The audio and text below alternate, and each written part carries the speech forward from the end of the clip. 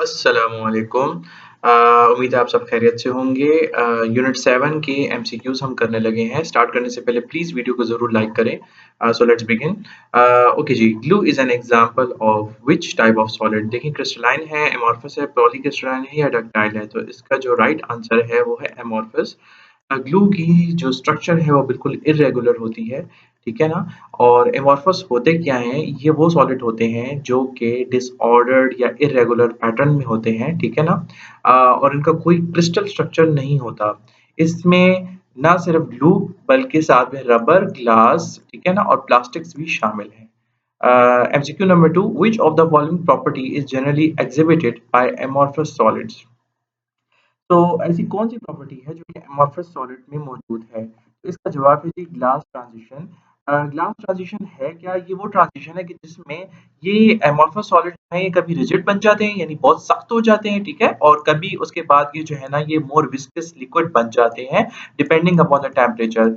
Example ले लो आप लोग ग्लू की, ठीक है? ग्लू को आप देखो कि बिल्कुल एक बॉटल में पड़ा हुआ है और बिल्कुल ये अचानक से जो है ना जब ये ये जो है ना बिल्कुल जब ड्राई हो जाता है तो बिल्कुल पत्थर की तरह हो जाता है, ठीक है?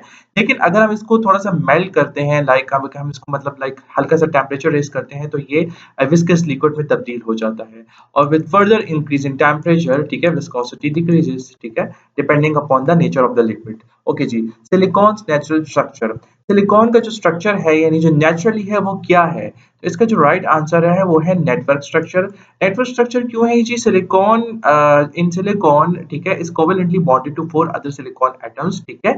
ऐसे ऐसे ग्राफिकल एक्सप्लेनेशन इसकी ये है कि सिलिकॉन का बिल्कुल टेट्राहेड्रल स्ट्रक्चर है, बिल्कुल डायमंड की तरह, ठीक है? तो ये एक नेटवर्क है। आप देखो ये बिल्कुल नेटवर्क स्ट्रक्चर है। फर्ज करो ये एक सिलिकॉन है, ठीक है? और it is covalently bonded to 4 other silicon atoms, alright, ठीक है ना?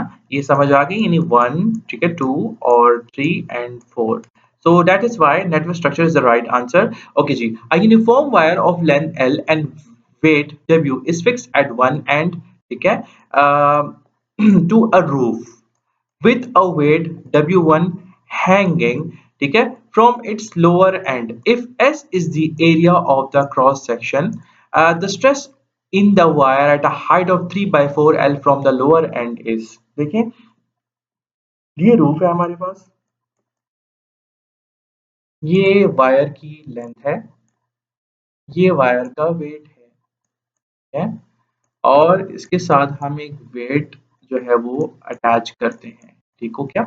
अच्छा, ये कहता है if S is the area of the cross section, ठीक है, वो कहता है कि अगर S इसका एरिया है, ठीक है, अम, ठीक है, the stress in the wire eight height यानी आपसे क्या मांगा हुआ है? स्ट्रेस मांगा हुआ है, ठीक है, स्ट्रेस इज क्वेश्चन मार्क, ठीक है, और हाइट आपको बताई हुई है कि इधर फ्रॉम द लोअर एंड यानी यहाँ पर मतलब क्या है? आप देखो ये फर्ज करो ये है 1, ठीक है, 2, 3, 4, मतलब मैंने क्वार्टर्स में तकसीम कर दिया यानी एक हिस्सा, दो हिस्सा, तीन हिस्सा या चार हिस्सा, या आप इस तरह भी कर सकते हो एक हिस्सा, दो हिस्सा, तीन हिस्सा और चार हिस्सा, ठीक है?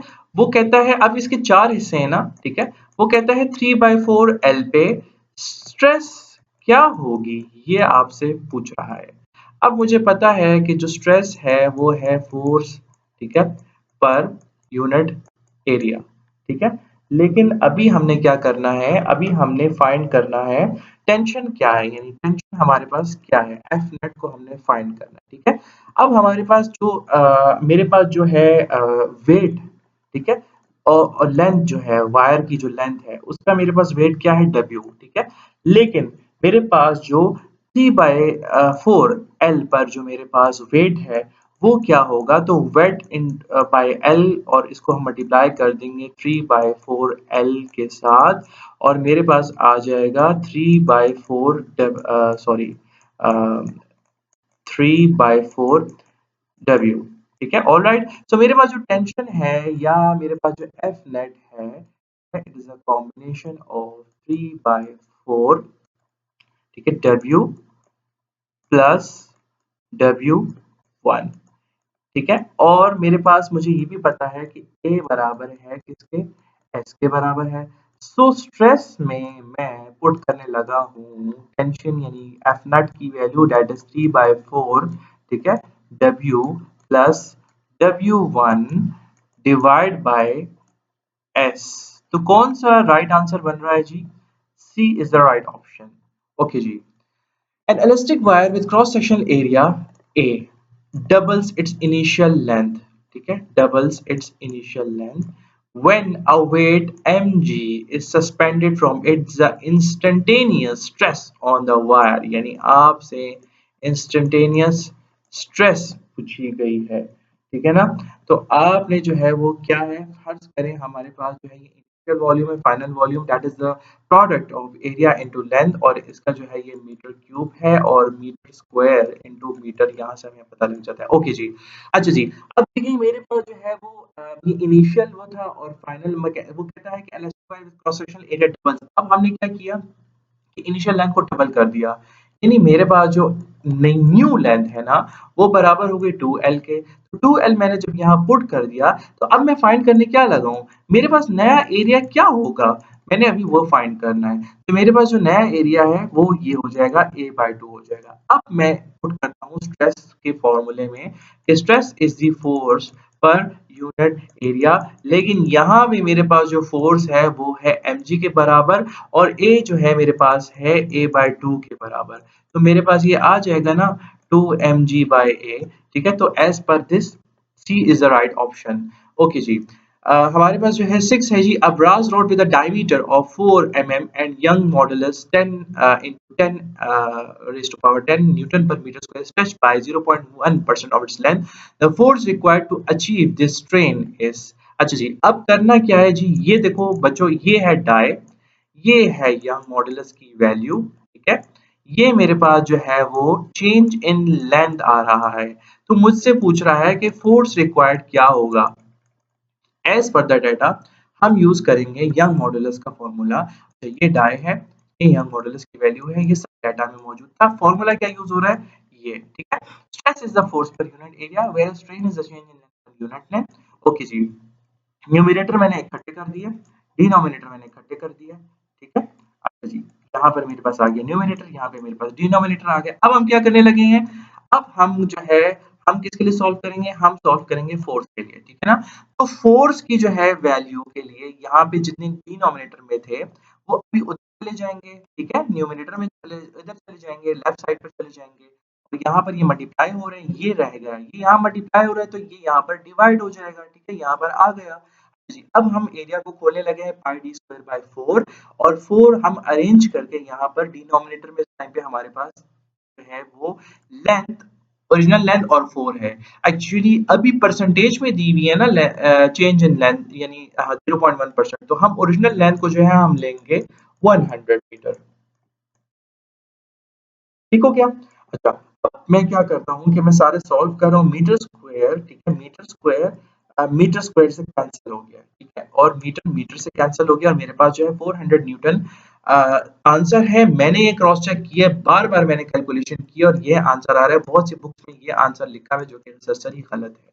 ऑलराइट, अच्छा जी, अब हम चलते हैं जी 7 एमसीक्यू की तरफ। Cantilever beam with a load at its free and store strain energy primarily due to, ठीक है, bending is the right answer, ठीक है ना। बेंडिंग स्ट्रेस होती है, ठीक है ना, और ये एक एनर्जी है जो कि स्टोर हो जाती है, ठीक है, स्ट्रेन एनर्जी है जो कि स्टोर हो जाती है, ठीक है।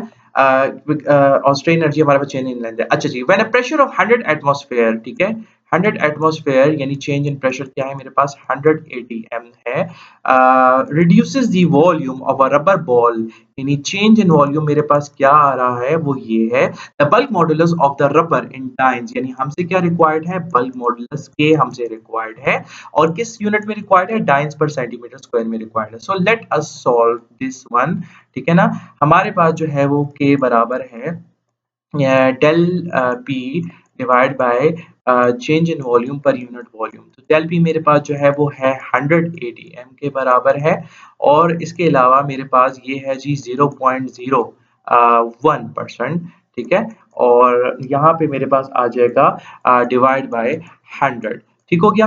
अब ये 100 ऊपर चला जाएगा मेरे पास, तो ये मेरे पास आ जाएगा 100 इंटू 100, ऑलराइट। और यहाँ नीचे मेरे पास आ जाए, और यहाँ मेरे पास आ जाएगा 0.01, ठीक है। अब 0.01 में से पॉइंट मैंने हटा दिया और मेरे पास ये आ जाएगा 100।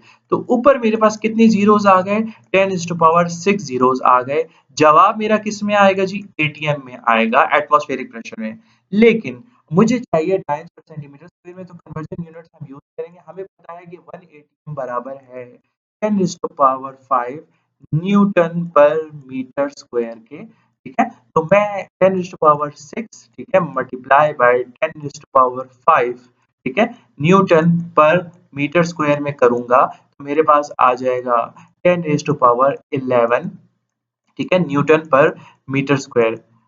लेकिन खैरियर भी हमें चाहिए जी डाइन्स पर सेंटीमीटर स्क्वायर में, ठीक है, डाइन्स पर सेंटीमीटर स्क्वायर में हमें चाहिए, और 1 न्यूटन पर मीटर स्क्वायर बराबर है 10 डाइन्स पर सेंटीमीटर स्क्वायर के। तो इसको मैं अगर 10 से मैं मल्टीप्लाई कर लूंगा, तो मेरे पास जवाब आ जाएगा 10⁻12, ठीक है ना, न्यूटन पर, सॉरी, डाइन्स, ठीक है, पर सेंटीमीटर स्क्वायर।